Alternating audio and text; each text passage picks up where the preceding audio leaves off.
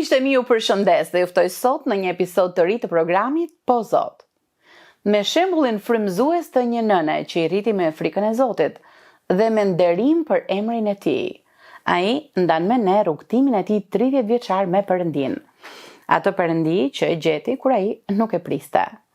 I prekur nga ndryshimi drastik i motrës së tij, ai dhe gjithë familja ja dorëzuan jetën e tyre Jezusit. Që nga ai moment një dritë shprese u ndez në qytet, dhe jo vetëm. Me mira njerëz në veriun e Shqipërisë kanë parë dorën e Perëndisë përmes tyre, që i ka ushqyer, i ka mbështetur në kohë të vështira, ndërsa përballeshin me sëmundje dhe tragjedi. Juftoj sot të ndiqni një rrëfim të sinqert besimi të një burri që zgjodhi Jezusin dhe pasurinë e përjetshme. Një burr që ende sot, pas 30 vitesh, vazhdon të thojë me plot gojen: Po Zot, më dërgo mua.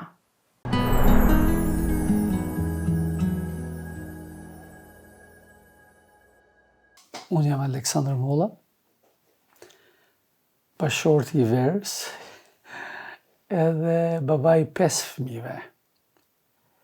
Unë jam themeluesi i fondacionit, pra bashkëthemelues me Verën, i fondacionit Fjala e Jetës, dhe pastori i kishës Fjala e Jetës në Laç, që prej vitit 1997, në janar 97, ne jemi vajosur si pastor të kishës Fjala e Jetës në Laç.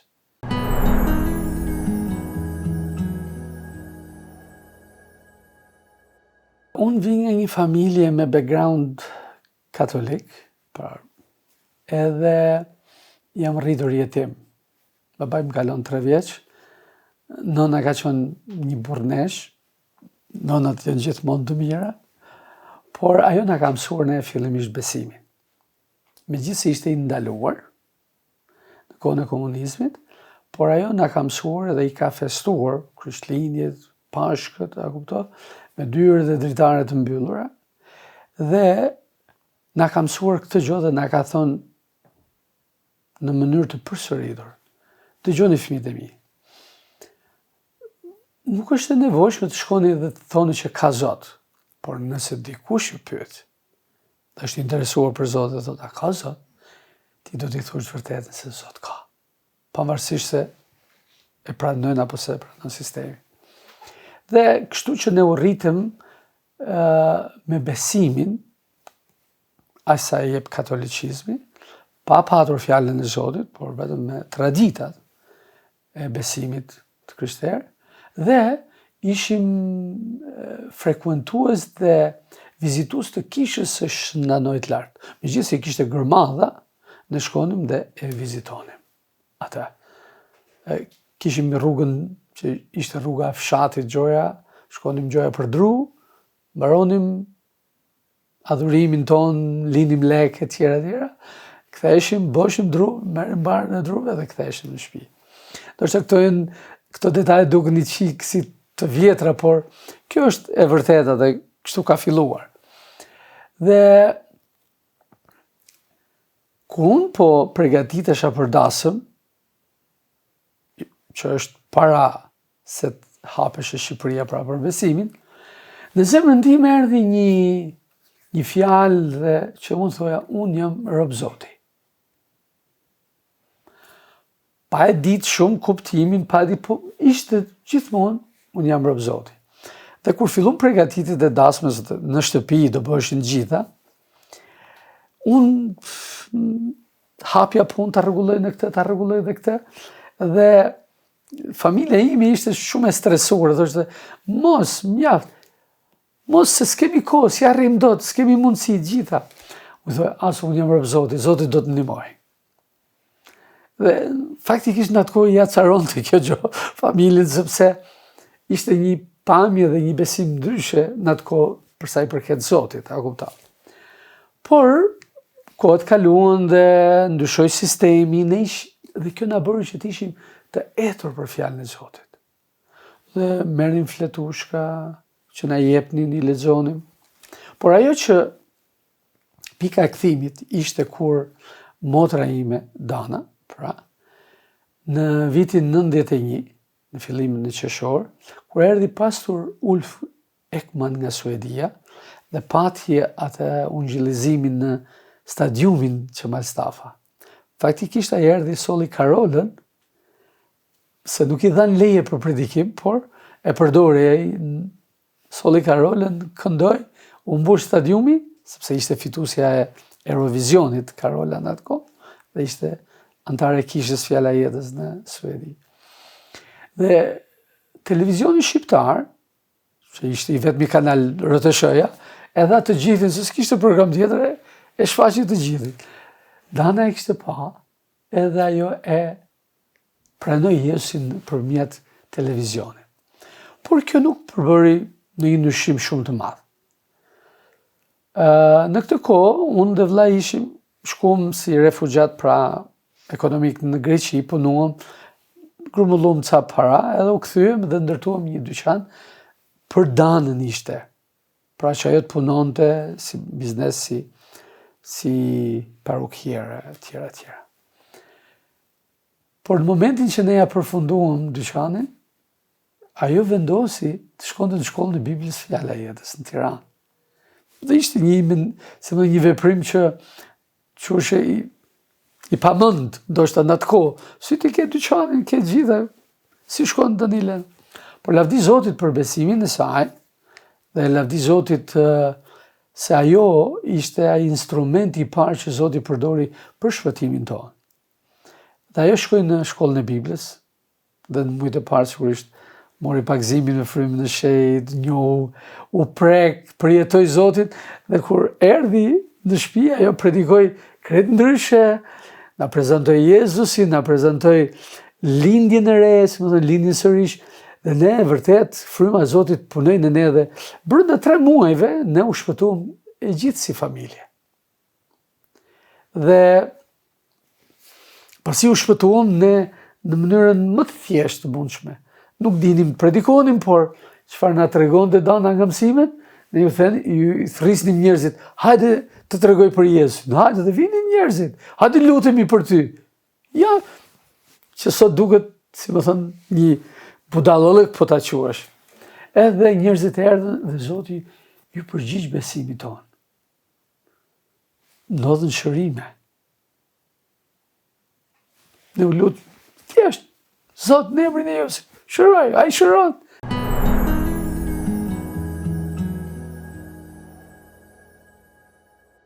Ishte një grua, komshie, ajo kishte vendosur të vriste veten për shkak se ishte epileptike dhe 3 herë në ditë i binte epilepsia. Sa që ajo kishte dalë në këtë përfund, kishte shkuar kudo, edhe në fallgjore, në përvende tjera, për të kërkuar këtë shë.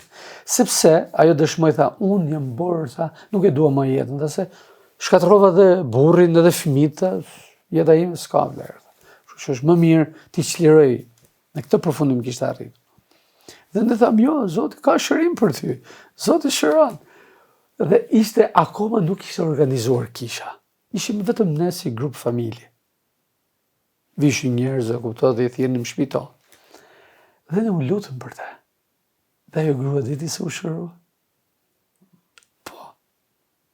U shërua dhe e dëshmoi shërimin e saj. Dhe shumë njerëz e dëgjuan të dhe e pati një impakt kjo. Por ajo të mërshme, po ta them e quhet të mërshme tani, sepse burri i saj, që ishte një katolik, nuk e lejoi të vinte më. Dhe ajo sa herë na takon, dhe thotë, unë e vajtoj faktin që s'jam e mundur edhe lejuar që të vina kish, por unë besoj tashmë në Krishtin sa është i gjallë, dhe i vërtet e kam përjetuar në jetën time. Dhe kështu që ajo vazhdon, ajo jeton tani me familje të lumtur, ndryshe, tjera. Dhe kjo ishte fillimi që i dha vërtet kishës ose grupit, i dha atë hovin që njerëzit shikonin me sytë të tyre ndryshimin dhe mrekullitë e Zotit. Kështu që atëherë ne u rritëm, fillom të marrim vende me qira, akoma s'kishim një pastor. Vinin misionar nga Fjala e Jetës, predikonin ndonjëherë, edhe kështu me radhë. Dhe tani për faktin që unë jam rrit jetim, unë jam rrit me atë ndjenjën që dhe kam jo vetëm, si ta them, dëgjuar ose isha i bindur që djalli më kishte thënë të fjalë, ti do të vdesësh në një moshë me babajin. Të gjithë thonin ti ngjan shumë, në gjitha, në pamje, në karakter. Unë se kishim përjetu babajin, se isha imi vogël dhe nuk më baja mend asgjë nga ai dhe akoma nuk më baj fare. Edhe kjo e bëri që unë të rritesha që unë dhe i binte që viti 97 unë disha i vdekur. Pra si pas dhe u rrita me këtë lloj frike apo ankthi dhe por ndodhi ajo që Zoti, plani i Zotit, që siç thash, unë jam rob i Zotit, a kupton? Njerëzit u tallnin me mua në atë kohë. Por ishte vërtet fryma e Zotit që duke shpallur se unë jam rob i Zotit, pra Zoti vendosi dorën e tij dhe e lejova Zotin bëj vullnetin e tij. Dhe kështu që në janar të 93 unë u shpëtova pra, dhe kjo bëri që shpëtimi im, unë bësha një fëmijë Perëndis dhe u kthy mallkimi i brezave, dhe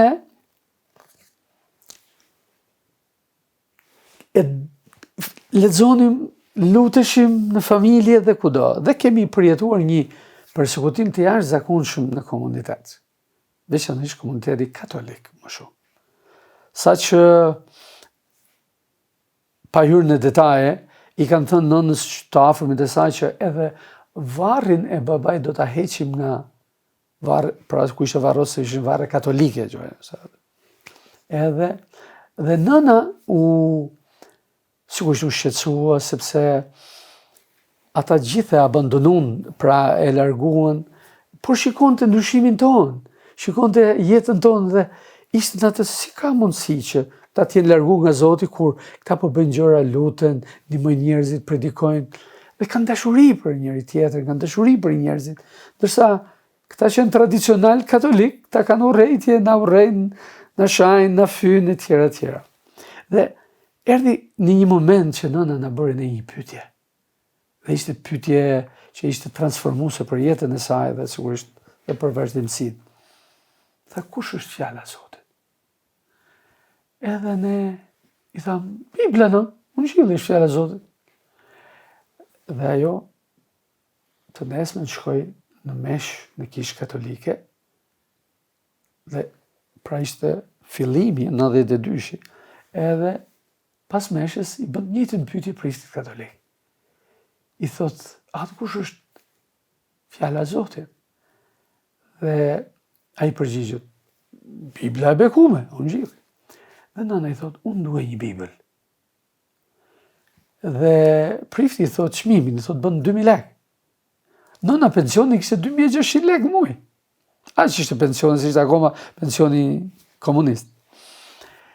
I thot, ngjo, unë nuk i kam lekë, por sa po të marr pension, do të ta marr.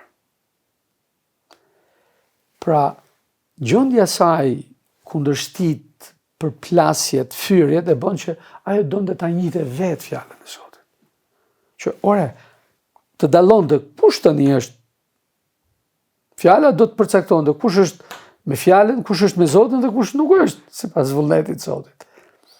Megjithëse nuk dinte të lexonte fare, vetëm kishte bërë një kurs kundër analfabetizmit, kur ishte 8 vjeçe, dhe s'kishte bërë shkollë tjetër, ajo vendosi ta blej Biblën.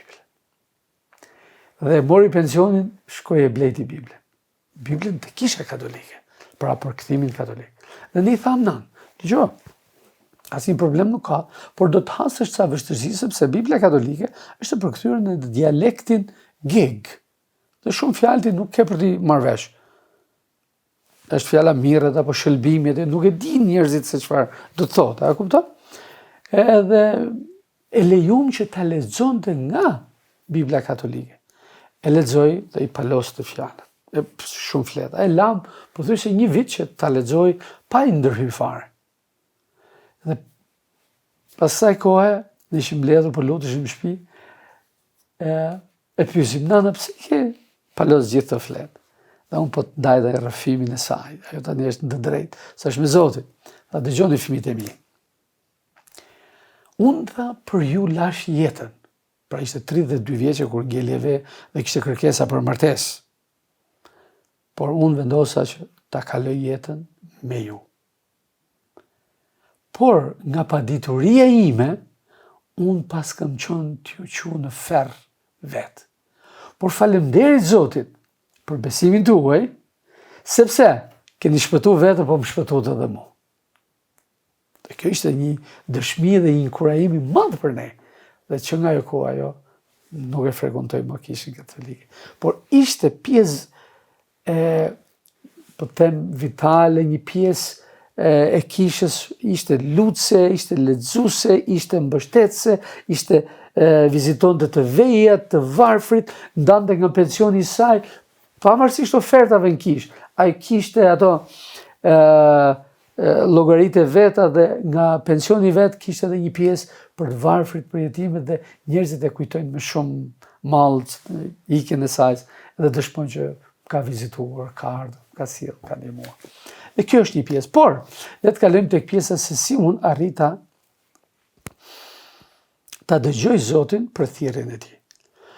Unë isha i bindur pra në këtë kohë në marrëdhënie me Zotin se unë do të jem pastor. Dhe kur plotësova formularin për thirrjen në shkollë, unë ishte një ndërpyetje që kush është thirrja jote? Dhe unë Zoti më ka thirrë të jem pastor. Por do të ndaj këtë dëshmi, sepse besoj që është shumë interesante dhe shumë ndihmuese. Kur mora thirrjen për të shkuar në shkollën e Biblës, unë punoja dhe kisha një punë me shumë para. Boja transport faktikisht një kompani Ardeno, që është do ta njihte materiale drusore nga Gjegja në Pukës, në Tiranë, Durrës, Kavaja, kupton, me një kamion që ishte ardhur për shërbesën tonë, dhe pastori më caktoi një rrogë mua, dhe pjesën tjetër të fitimit i kalonte për kishën. Dhe rroga që më caktoi mua në atë kohë pastori ishte $400. Po ishte fillimi i vitit 95. $400 në atë kohë ishin shumë për shqiptarët, dhe unë më kujtohet, nëse zgabohem, Sali Berisha ishte president dhe kishte $300 në atë kohë.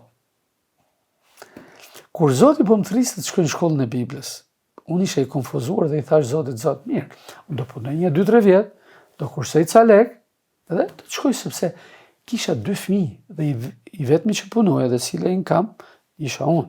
Vera ishte duke rritë fëmijë. Ishte të vegjël, 2 gocat e para. Por vazhdova të punoj, akoma s'kishte koha e shkollës, por nuk ndjesha të gëzimin që kisha para. Nuk më humben të gjëra. Dhe mora një vendim dhe i thash Zotit, unë do të hyj në një dhomë dhe nuk do të dal pa më fal. Ti je Zoti vërtet dhe i gjallë. Unë nuk dal. Duhet më tregojsh specifikisht a duhet shkoj apo jo në shkollë. Dhe unë hyra, mora vendimin, unë ndava, edhe nuk vënoj shumë, Zoti më fali.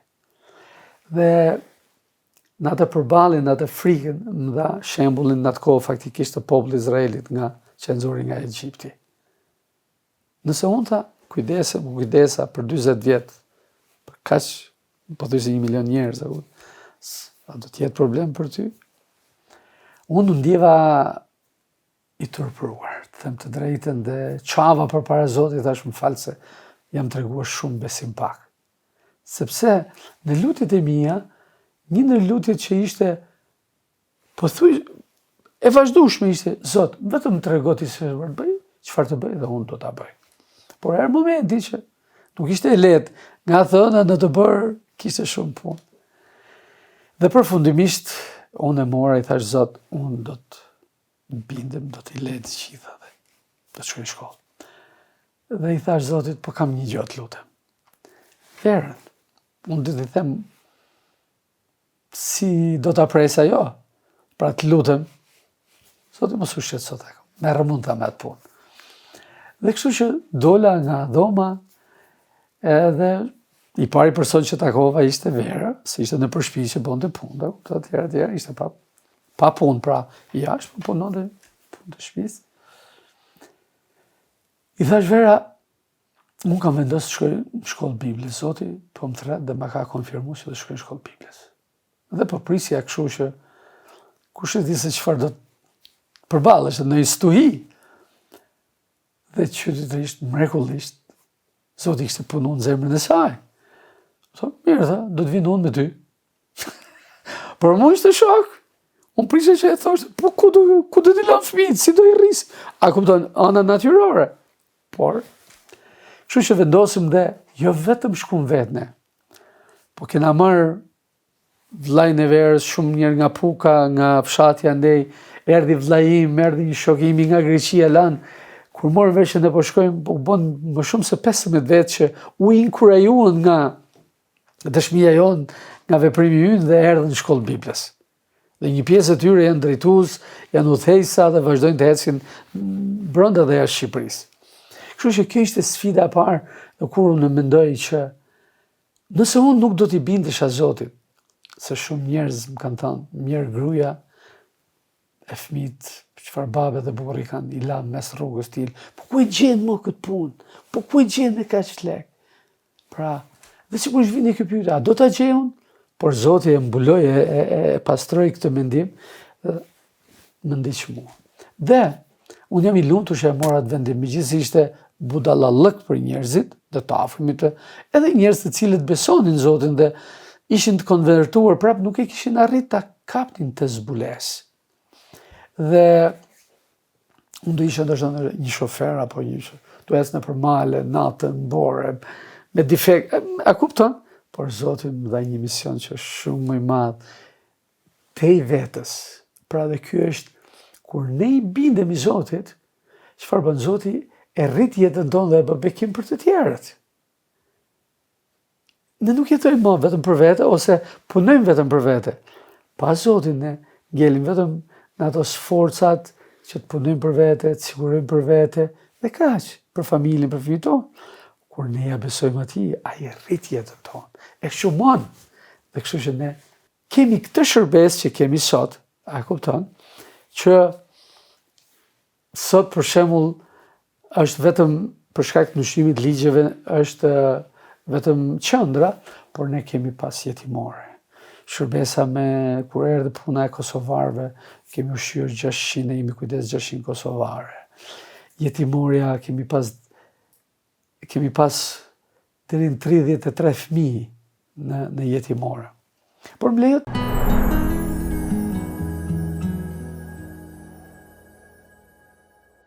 të ndaj dhe një dëshmi që është shumë domethënëse në lidhje me veprimet tona. Si e ndërtuam jetimore? A ishte thjesht një ide apo një nevojë, apo ishte një drejtim nga vetë Zoti?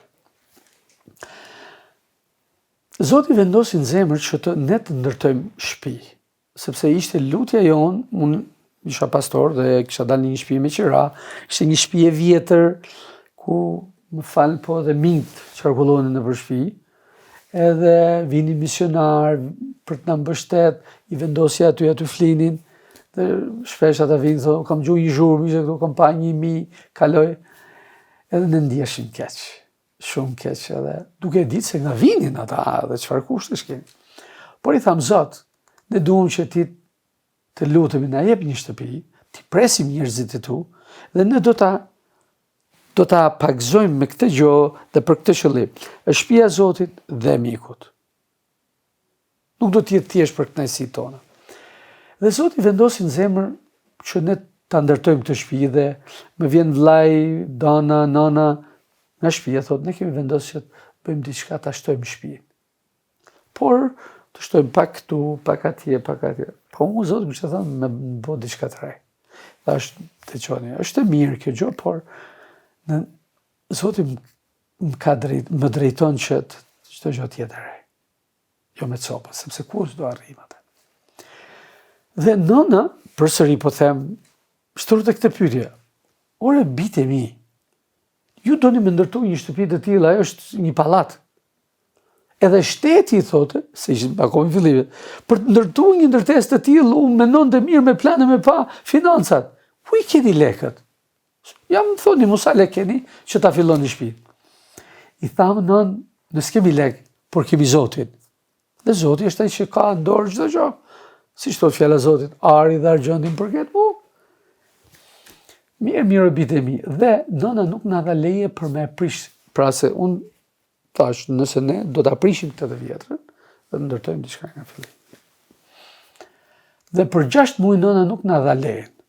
Se ne respektonim dhe ne luteshim Zotit që ta merrnim këtë leje. Dhe kur Zoti i foli nënës, edhe në mlodhi, thot, unë thot, bi dakor, thot, Zoti qoftë, thot, me ne, thot se kjo është një gjë, thot, që nuk ka pa. Okej. Dhe në këtë kohë vjen një misionar, thjesht pa të tregoj, një misionar i cili, se vjen dëshmit, kur unë isha akoma pa marrë pozitën si pastor, por shërbeja në kish, Zoti ai vjen u kthy nga Norvegjia se ishte me pushime, vjen në vjesht, e thot, Zoti më ka folë të blej një shtëpi për ty. Dhe ishte një shtëpi në katin e dytë pallatit përballë që ishim ne mund qendër qytetit e tjera. Vera u hodh për pjetë, edhe unë për momentin se, edhe i kishte parat gati, i soli, ai tha, i kam, çdo gjë më ka thënë Zoti, të ta blej. Ishin 2 dhoma kuzhinë. Pra ishte një shtëpi e madhe në atë kohë. U gëzuam e fillova unë duke lavdëruar Zotin gjithë edhe pastaj kur fillova mos ta ndjeja të kënaqësi. Edhe ju luta o Zot, a do ta marr këtë shtëpi? Pse unë nuk jam i lumtur kur ty të falenderoj për këtë shtëpi? Edhe Zoti më bëri një pyetje. Pra fryma dhe pyetja ishte kjo. A është kjo shtëpia që më ke kërkuar? E kupton? Dhe unë nuk i kisha kërkuar këtë shtëpi sepse kjo ishte vetëm për nevojat tona. Dhe nuk dilta, a më kupton? Se ne, si thon, ishim në shkollë Biblës dhe prisnim fëmijën e tretë.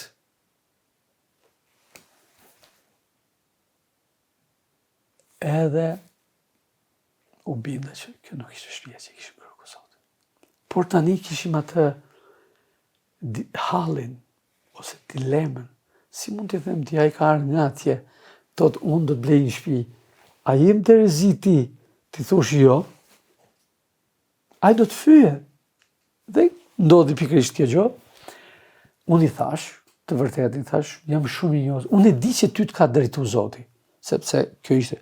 Ty të ka drejtuar Zoti, por Zoti nëpërmjet teje po më teston mua. Nuk është kjo shtëpia që i kam kërkuar. Dhe kur i thash Verës, Vera për momentin u bë keq, sepse nuk arrinte ta konceptonte se thoshte, po ne marrim të, pastaj e shesim, bëjmë një tjetër. Jo, Zoti më tha, ti do ta bësh kështu edhe unë duhet të qëndroja besnik dhe ta besoja, sepse nuk ishte besim. E marr tani e shes e rrise, bëj. Kjo është çështje biznesi njerëz. Dhe përfundimisht e refuzova, por në këtë kohë Zoti më dha diçka për këtë që e zbuti zemrën e tij. Akoma si isha pastor, unë fillova shërbes në Puk dhe mbolla një kish atje. Dhe kur do të shkoj atje, kisha kishën rrëshën, kisha kish në klasë, ishte shumë e lodhshme, s'kisha makinë, me një kamion 4 tonësh, u thoja ndonjëherë, pra ishte shumë e vështirë. Kisha kish në reps. Dhe i them, dhe i luta Zot tash, si bëj dot, a duket si bëj dot, si jam eficient, sepse unë do shkoj një herë në javë. Dhe nuk mund kujdesem për ta. Zoti tha, delegoj. Dhe para që delegova ishte kjo e Pukës. Edhe ky e donte Pukën, ky misionari, u vendu ta njohësh ti. Edhe kur u kthyi them, unë kam diçka që Zoti më ka dhënë për ty. Them, Zoti më ka thënë që ti do të jesh pastor Pukë. Sigurisht e pranoj me shumë gëzim e tjera. Dhe të kalojmë te kjo. Në këtë moment, pavarësisht se aja pranoi, u hiku në 97-ën e tjera, kur u kthye në vitin 98, u kthye përsëri, ishte disa herë, por që erdhi ndenjim, ulëm shtruar në shtëpi, biseduam, u lutëm bashkë. Thot Aleksandër, duhet të rrëfej një mkat. Thosh, ti s'ke po mkat? unë ndaj teje. Thot, mu Zotin ka pas thënë që unë do ta mbuloj ty gjithë qerane e shtëpisë. Por për shkak të zemrimit që ti nuk pranove shtëpinë, unë u mlodha, tha, dhe nuk e bëra, nuk e binda Zotit. Kështu që tani, tha, ka marrë, tha, të kërkoj falje, thot, por ka marrë të sjellë gjithë qirat e 2 viteve të t'i jap në dorë. Të kështu ai solli $3.000. Kesh. Shumë e cila ne na dha fillimin që e shemëm, të shkova i thash nënës, na ka për Zoti $3.000, po dollari ishte 1.700, atë kohë ishte goxha. Dhe nëna tha, o qof bekur Zoti, tha. Dhe me ato $3.000 prishim se shtëpi e vogël, ishte ajo modele Elbasani me tullat bëm me vetë një pjesë, por ishte e mirë mbajtur dhe. Edhe fillum dhe i hodhëm themelet e shtëpisë. Pra, sa na zinte vendi, 20 metra gjatë edhe 10 gjërë. E kupton? Kur nëna pa themelet e mbaruara, që dolem si për tokë, e sot, ti boke mrekulli. Pra, nëna besimi saj u rrit. Pra, e përjetoj Zotin në një dimension tjetër, jo vetëm në dimensionin, si më thënë, nanën shpirtërore, por edhe nanën praktike, nanën Zoti kujdeset. Është siguruesi. Edhe kështu që e filluam shtëpinë, një pjesë unë mora punëtorë, sepse nuk i bëja dot se kisha shërbesën, por edhe punoja dhe nëna ime bashkë me Verën më përgatisnin llaçin, unë bëja mor, unë bëja suvatime. Por ishte kohë që ishte shumë keq çështja e elektricitetit. Dhe na iknin dritat, unë punoja edhe me drita. Edhe iknin dritat, dhe unë ishte kohë që unë kaloja kohë me Zotin. Dhe në një nga këto fjalë, Zoti më tha, shpremisht, mos e përdor katin e parë. Do ta përdor.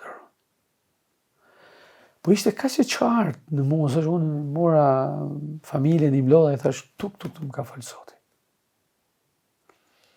Edhe ram dakord, të mos e përdorim, atëherë të fillojmë punojmë për katin e dytë. A kupton? Edhe ne jo afruam, mlodha drejtuesit e kishës, për t'ja u dhënë, për t'ja u treguar këtë gjë, se ne donim që edhe me letra, me çdo gjë, ne t'ja kalojmë kishës këtë gjë. Ishte çdo gjë në rregull. U mlodhëm, diskutuam dhe ata thanë, jo, ne nuk shohim që Zoti don që. Unë u irritova shumë, me të thënë të drejtën, u zemrova, po si ka mundësi? Zoti më flet mua e këta kundërshtojnë Zotin. Dhe në atë zemrimin tim, në kohën tim e shkova, unë i thash Zot, po si ka mundësi? Ata kundërshtojnë fjalën tonë, unë ju transmetova eksaktësisht. Si ti më the? Okej. Edhe më thot, Zoti më thot, ata kanë bërë mirë. Si Zot? Unë nuk ju kam folë atyre, unë të kam folë ty. Tani ti bëj, nëse dëshiron, pra zgjidh të bësh atë që të them unë, apo atë që thonë ata. Qa sfide. Nëse përfundimisht në e lam, nuk e përdorën, ju thash, unë nuk e prekte, pa lejen e Zotit. Erdhë kohë që ne mbaruam, ne filluam jetimoren.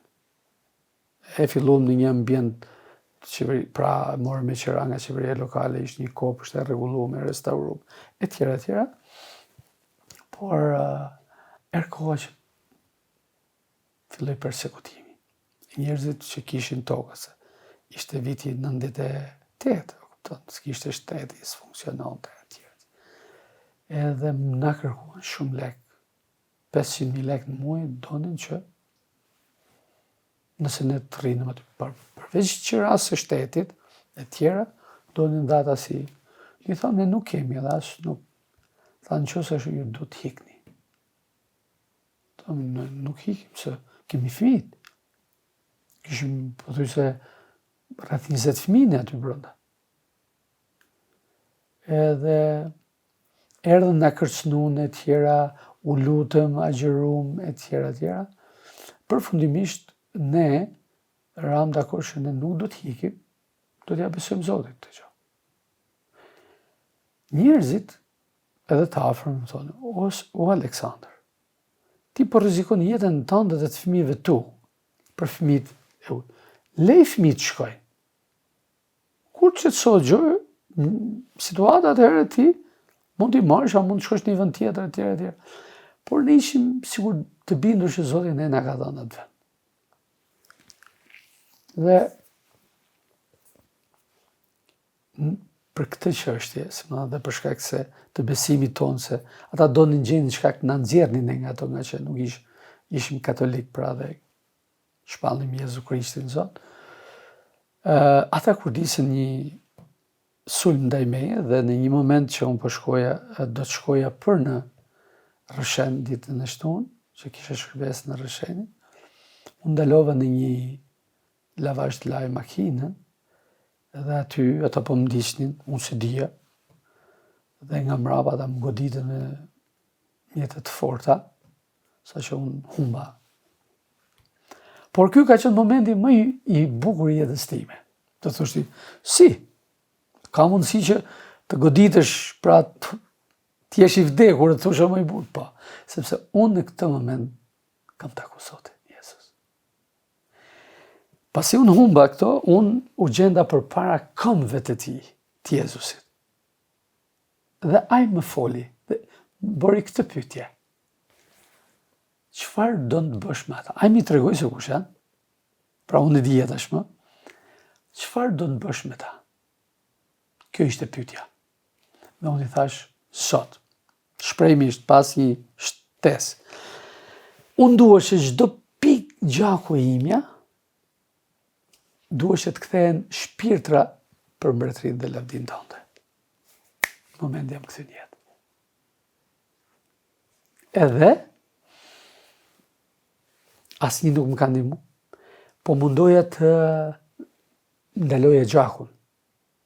Kam marrë letrat, pista që ishte si vend edhe mekanik aty, vejnë koga, ne mora makinën vetë, e kam shku ke spitali.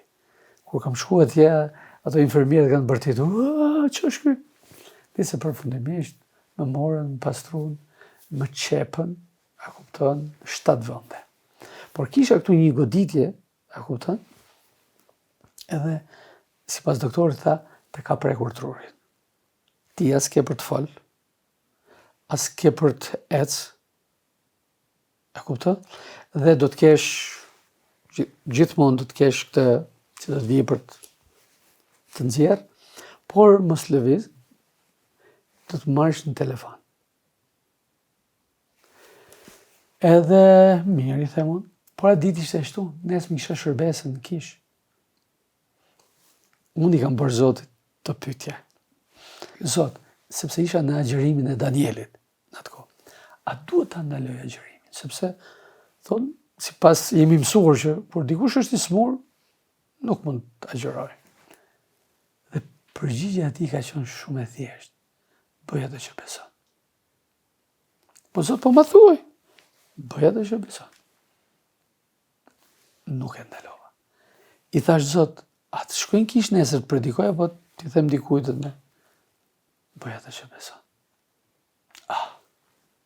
Pra, i la të gjitha në besimin tim. Dhe sigurisht, kjo është e drejta. Zoti don që ne të bëjmë atë që besojmë. Jo të thjesht se na thonë ta bëjmë në mënyrën e pavullnetshme, po jemi të detyruar me ligj. Zoti thotë gjithçka që i pëlqen Zotit është me anë të besimit.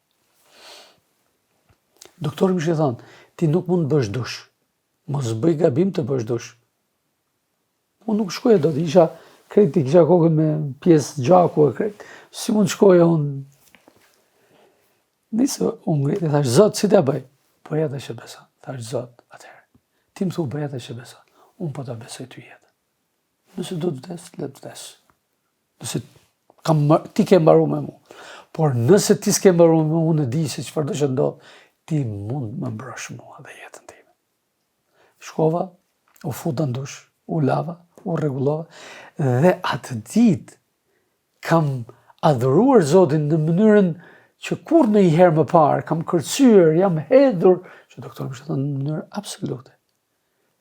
Dhe kam kaluar në këmbë përpara shtëpisë atyre që njëri atyre që më kishte goditur, dhe njerëzit ishin mbledhur për të mbrojtur tani se sipas zakonit ta prishin marrje gjaku, a kupton? Sipas zakonit, a kupton? Madje daja ime kishte shkuar dhe i kishte mbyll brenda, kishte thënë kushdo që të dalë jashtë vetëm i vdekur. Pa lejen time. A kupton? Se s'kishte ardha akoma si ishim mbledhne si familje. Dhe shkova në kish, ishte një dita më e bukur. Ishte një prezencë e jashtëzakonshme të adhuroj Zotin. Dhe nuk kam pas asnjë problem. Nga ato që tha doktori. Pastaj u mlodhëm ne si familje, që të shkurtojmë gjërat, edhe thanë që kështu do bëjmë. Thash dëgjoni këtu. Unë i besoj Jezu Krishtit. Dhe unë i di që këto gjëra nuk kanë ndodhur, unë nuk kam cënuar, s'kam fyer, s'kam lëndu atë familje. Dhe ata nuk e kanë bërë sepse një kundërpërgjigje do të ishte e drejtë nëse ata unë do t'ju kisha bërë në diçka tyne. Por unë s'u kam pasur gjë, ata po i kundërvijnë Zotit. Për shkak të punës dhe shërbesës së Zotit që unë kam. Prandaj, unë nuk dua që ata të mbyllen brenda. Unë do t'ju lej Zotit dhe nëna ime janë të falur. Kishte ato problem, ke parasysh, por përfundimisht ju çova fjalën nëpërmjet një djali daje, nga unë ju fal. Me Zotin merruni vetë, ai do të vendosi vetë për këtë gjë.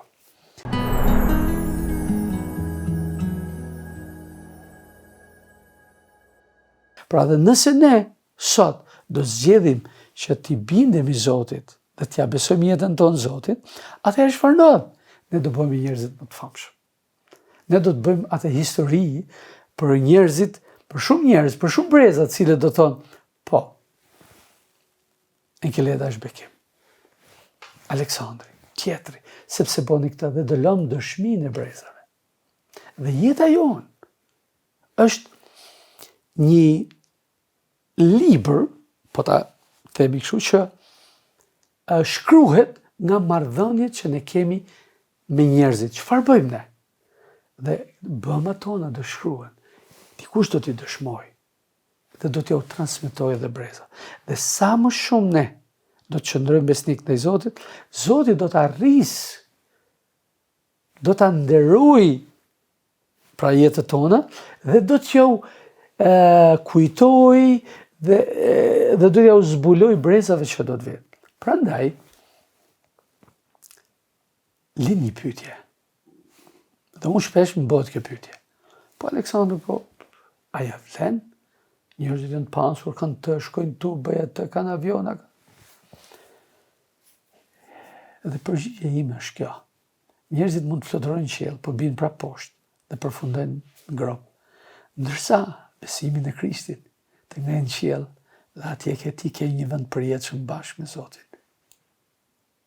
Atëherë kush është më i fituar? Kjo kokë në tokë është e përkohshme. Por jeta përjetshme me Zotin është e përjetshme. Por nëse ne këtu në tokë është koha e provës, nuk do zgjedhim Jezusin, atëherë ne do përfundojmë atje ku nuk duam, nuk dëshirojmë, pra në humbjen e përjetshme. Kështu që duhet ju inkurajoj se jeni të ri, të reja. Besimi në Zotin nuk të largon nga karriera. Nuk të largon nga pasuria. Zoti ka gjithë pasurinë, gjithë diturinë dhe çdo gjë. Sa më shumë ne i besojmë dhe ndjekim atë, aq më shumë ai do të na bekojë. Për shembull, në rastin tim, unë jam rrit jetim, i varfër. Nëna kishte 5 fëmijë, me një rrogë shumë vogël, më të vështirë, të tjera, edhe ishim pothuajse të përsekutuar për shkak se gjyshi im ka qenë oficer i zogut dhe regjimi komunist i ndiqte këta. Dhe ishim të fshehur. Dhe kur mendoj sot, kush isha unë jetim? Por po them, mund të shkojmë tek mira që Zoti i ka bekuar nëpërmjet jetës time. Pse? Se unë ishim nga një fis i mirë, apo thjesht ishim i burr i mirë, ishim i pasur, edhe sot nuk kam pasuri, nuk kam biznes, por shumë njerëz i bekoj. sepse Zoti ka ngritë të tjerët që na i japin ne, që duhen, pra se kështu funksionon Zoti, dhe ne ja u shpërndajmë dhe ne i bekojmë ata, jo vetëm me nevojat e përditshme, por edhe me dashurinë e Zotit. Kështu që ju mund t'jeni shumë të pasur. Jo me pasuri që i bren tenja dhe ndryshku, por me pasuri të përjetshme.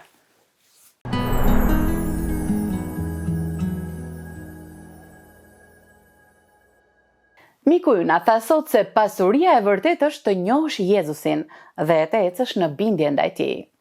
Jeta jonë është si një libër që mund t'i afrojë njerëzit tek Perëndia. Fjalët tona, veprimet tona, sjellja jonë mund t'jenë grimca e vetme e Jezusit që dikush mund të shikojë. Çdo ditë jeta jonë tregon një histori. Sa herë që zgjedh butësi në vend të zemërimit, falje në vend të akmarrjes, besimin pa kushte tek Perëndia në vend të frikës nga rrethanat. Ti po shkruan librin tënd me fjalët e hirit të përjetshëm. Njerëzit mbase nuk do të hyjnë kurrë në kish, por ata e vëzhgojnë çdo ditë se si jeton ti. Te Ungjilli sipas Mateut në kapitullin 5 në vargun 16 thuhet: Ashtu le të ndriçojë drita juaj përpara njerëzve, që ata të shohin veprat tuaja të mira dhe të lavdrojnë Atin tuaj që është në qiej. Shpesh nuk është zëri më i fortë ai që prek zemrat, por shembulli më i qartë. Jeta jote mund të jetë dëshmi e gjallë që çon dikë tjetër tek Jezusi. Dhe ky transformim fillon kur ti e lejon Perëndin të flasë me ty.